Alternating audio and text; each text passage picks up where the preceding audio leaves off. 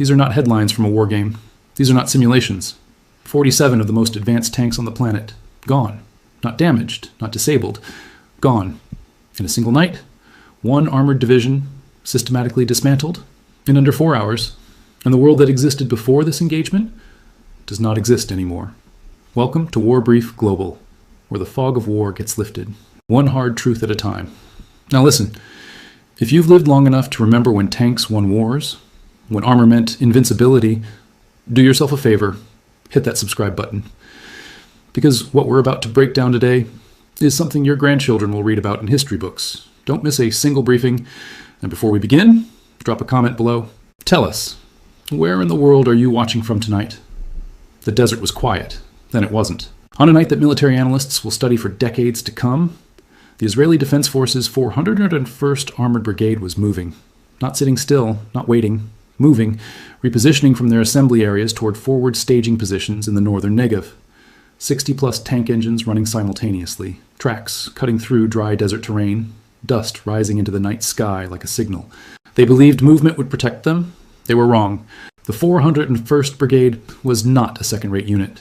It was not a reserve formation pulled together in a hurry. It was one of the most decorated, most capable, and most expensively equipped ground combat brigades in the entire Israeli military.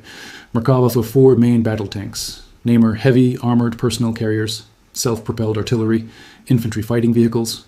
This was a frontline formation, at full operational readiness, deployed and prepared for serious combat. And yet, within 4 hours, it was gone. Iran launched exactly 2,000 drones that night. But what made this attack different from anything the world had seen before was not just the number, it was the organization. The strike was divided into 4 distinct waves. Each wave had a specific job.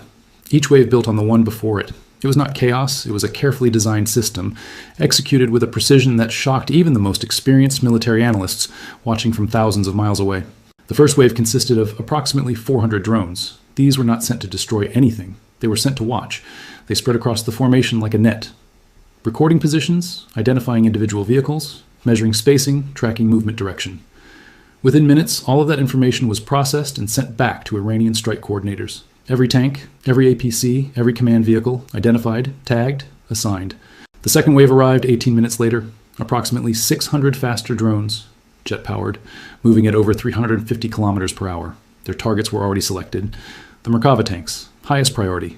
The engagement window for Israeli defensive systems was compressed to under 90 seconds per target. Threats arrived from 4 directions simultaneously. The brigade's air defense assets worked, but they were overwhelmed. Out of 600 incoming drones, approximately 80 to 100 were intercepted. That left over 500 continuing toward their targets almost completely unobstructed. The third wave did not target the tanks. It targeted everything that kept the tanks alive. Fuel trucks, ammunition carriers, maintenance vehicles, command units. The logic here reflected a deep understanding of how armored formations actually function. Destroying a tank is valuable, but destroying the supply chain that feeds it means that every tank which survives the first attack becomes useless within hours. No fuel, no ammunition, no repairs. The 401st Brigade was being systematically starved as it was being struck. The fourth and final wave came in as a cleanup operation. Approximately 400 drones specifically targeting vehicles that had survived earlier waves but were damaged, finishing what the first 3 waves had started, ensuring the formation's combat capability was not merely reduced, but eliminated entirely. When the damage assessment came through in the hours that followed, the numbers were staggering. 47 Merkava IV tanks destroyed. 23 additional Merkava IV tanks damaged beyond operational use. 63 armored personnel carriers destroyed. 31 artillery pieces destroyed or damaged. 28 logistics vehicles gone. And an estimated 340 IDF personnel killed or wounded, the largest single engagement casualty figure for Israeli ground forces in decades. The desert floor in the northern Negev was no longer a military staging area. It was a graveyard. And the world was only beginning to understand what it meant. There's a saying among armor specialists, a tank is only as safe as its worst vulnerability. Israel knew this. That is exactly why they built Trophy. The Trophy Active Protection System is not a simple piece of technology. It is one of the most sophisticated defensive systems ever installed on a production tank. It uses radar to detect incoming projectiles. It calculates an intercept solution in milliseconds. Then it fires a blast of fragmentation charges, destroying or deflecting the incoming threat before it ever reaches the tank. Against rocket-propelled grenades, Trophy works. Against anti-tank missiles, Trophy works. Against conventional direct-fire threats arriving from ground level, Trophy works exceptionally well. The Israeli military had 15 years of combat experience with this system. Its record was impressive. Its reputation was unquestioned. Until that night in the northern Negev. Because Iran did not attack from the front. They attacked from above. The Shahad 238 drones used in the second wave were not approaching horizontally like a missile fired from a tree line. They were diving, nearly vertically, descending from altitude at over 350 kilometers per hour, directly onto the top of the turret. And that specific approach angle exposed something that military engineers had known about for years but had never fully solved. Trophy's radar coverage has a weakness in the upper hemisphere. The system was designed and optimized for threats arriving from roughly horizontal angles, ground-level threats, direct fire threats. The geometry it was built to defeat assumes an enemy shooting at the tank, not down onto it. The Merkava F's roof armor, while stronger than most contemporary tanks, is significantly thinner than its frontal armor. Every serious tank designer understands this trade-off. But fitting a production tank with active protection capable of simultaneously engaging 50 top attack threats arriving within a 30-second window remains an unsolved engineering problem. Iran knew this. But they did not stop there. Iranian targeting planners developed a specific two-drone pairing tactic that had never been documented before in operational conditions. It worked like this. The first drone approached from the front or flank of the tank at medium altitude. Trophy detected it. Trophy engaged it. Trophy fired one of its ready defensive charges to destroy the incoming threat. System working exactly as designed. Then, 4 to 6 seconds later, the second drone arrived. From a completely different direction. From above. Diving onto the top of the turret. At the precise moment, Trophy's system was cycling through its reload sequence. That 4 to 6 second window, the gap between Trophy firing and Trophy being ready to fire again, was the window Iran had studied, calculated, and built into their targeting software. The tank was not unprotected. It was momentarily unprotected, and momentarily was enough. This tactic required specific knowledge of Trophy's operational characteristics, its engagement cycling time, its coverage geometry, its reload vulnerability. None of this was classified intelligence. Trophy had been in operational service for over 15 years. Its parameters had been observed, analyzed, and written about in open-source military literature. Any serious defense engineering organization willing to do the work had access to everything needed to design exactly this kind of exploitation tactic. Iran did the work. The broader implications extended far beyond Israel. Every active protection system currently in development or service, Russia's Arena, America's Iron Curtain program, Germany's ADS, was designed within the same threat model. A small number of simultaneous threats, limited approach vectors, conventional speeds and angles. The 2,000-drone swarm that engaged the 401st Brigade operated entirely outside that threat model, not around it, through it. And in doing so, Iran did not just defeat a tank brigade. They made every armored force on Earth quietly reconsider whether the protection they trusted was ever really protection at all. When an ally loses an entire armored division in a single night, the world watches what the other ally does next. Washington spoke. But what Washington did not say told the world everything. The statement released from the White House in the hours following the engagement was carefully written. It expressed deep concern. It reaffirmed commitment to Israel's security. It announced an acceleration of munitions deliveries. 2 destroyer-class vessels operating in the eastern Mediterranean were quietly repositioned. Further from the Lebanese coastline, that was it. No American aircraft struck Iranian drone launch facilities. No American ground forces were activated. No mutual defense framework was invoked. 47 Merkava tanks were burning in the Negev desert, and the most powerful military alliance in human history responded with a press release. To understand why, one must think not in terms of loyalty, but in terms of mathematics. Because that is exactly how Washington thought about it that night. Direct American military strikes against Iranian drone launch facilities would require penetrating Iranian airspace. Iran's air defense systems are not what they were 10 years ago. They have been developed domestically, quietly, persistently. American strike packages operating against hardened Iranian targets would face real attrition risk, not the comfortable, nearly risk-free air campaigns conducted over Iraq or Libya, where the skies were effectively open. This would be different, and different meant losses. American pilots, American aircraft, over Iranian soil.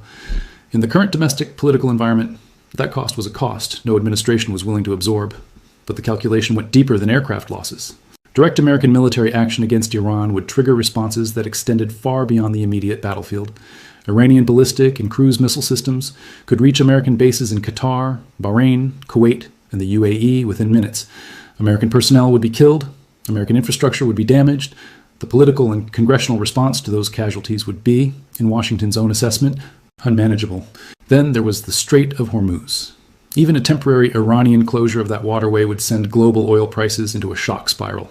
The domestic economic consequences would overwhelm whatever military objective had been pursued. And beyond all of that, the potential for escalation into a direct confrontation involving Russian diplomatic intervention, Chinese strategic positioning, and regional proxy activation across multiple theaters, it was a door Washington had no interest in opening. So Washington chose restraint, dressed it in the language of measured diplomacy, and called it sophistication.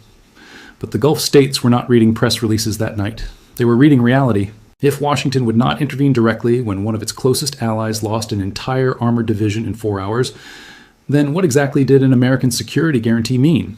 Saudi Arabia was watching. The UAE was watching. Jordan was watching.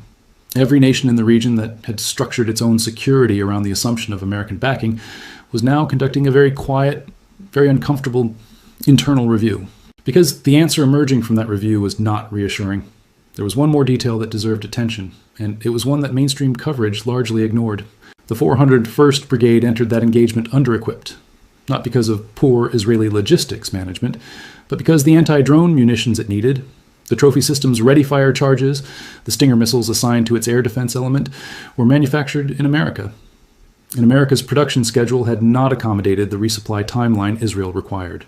The soldiers of the 401st Brigade went into the field with less than a full defensive loadout, because the weapons they needed to survive were made in someone else's factory.